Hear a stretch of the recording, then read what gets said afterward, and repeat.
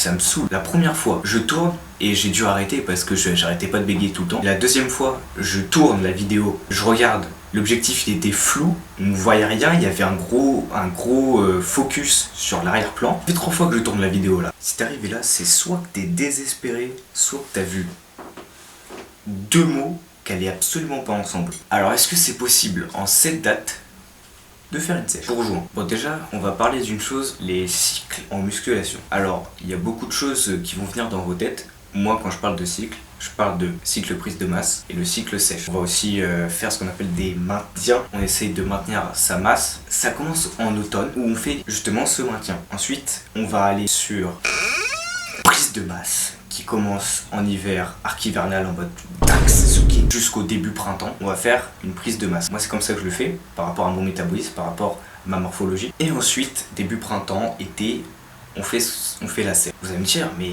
on est bien en printemps donc on peut bien commencer à faire la sèche. Oui mais sauf que généralement les gens qui se disent est-ce que je peux faire ma sèche maintenant, c'est le genre de mec qui sur cette période n'ont rien foutu en musculation. Donc oui, si tu veux faire une sèche, il faut déjà avoir travaillé, sinon ça sert à rien de sécher si en dessous... Ah ouais. Donc si tu n'as pas hypertrophié ton muscle, si tu ne l'as pas fait prendre de volume, ça sert à rien ensuite d'enlever le gras qui est au-dessus. Le gras, il sert à donner de l'énergie, donner de la force durant l'exercice, durant la prise de masse, parce que les charges sont beaucoup plus bourrines, beaucoup plus fortes, lourdes en tout cas durant l'arc hivernal. Du coup ça dépend évidemment premièrement de qu'est-ce que tu as fait pendant cette période. Ensuite, deuxième point, ça dépend beaucoup de ta génétique de base du coup et de ta morphologie actuelle. Dans le sens physique, dans le sens à quoi tu ressembles. Ta morphologie ne veut pas dire que en dessous t'as pas des muscles. Si ta génétique de base apte à faire une sèche, ça va être beaucoup plus difficile parce qu'il te faudra beaucoup plus de temps pour pouvoir faire ta sèche. Du coup, en troisième point, si je devais vraiment vous conseiller quelque chose pour faire votre sèche, avoir fait déjà une expérience de sèche, de juste tester de faire une sèche, pas forcément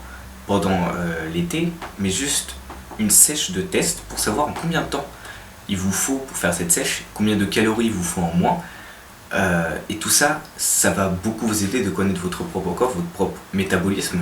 Donc moi je sais que comme c'est un métabolisme super rapide, ma sèche elle va durer 2-3 semaines. Et non parce que c'est vrai, on le dit bien, en avril ne te découvre pas d'un fil et en juin déshabille-toi mon copain. Si vous voulez aussi suivre quelque chose de concret, je vous mets gratuitement en description un petit programme que vous pouvez modifier, les poids, les charges, vous pouvez modifier les exercices si vous n'avez pas le matériel, juste histoire que vous suiviez quelque chose pour faire une sèche.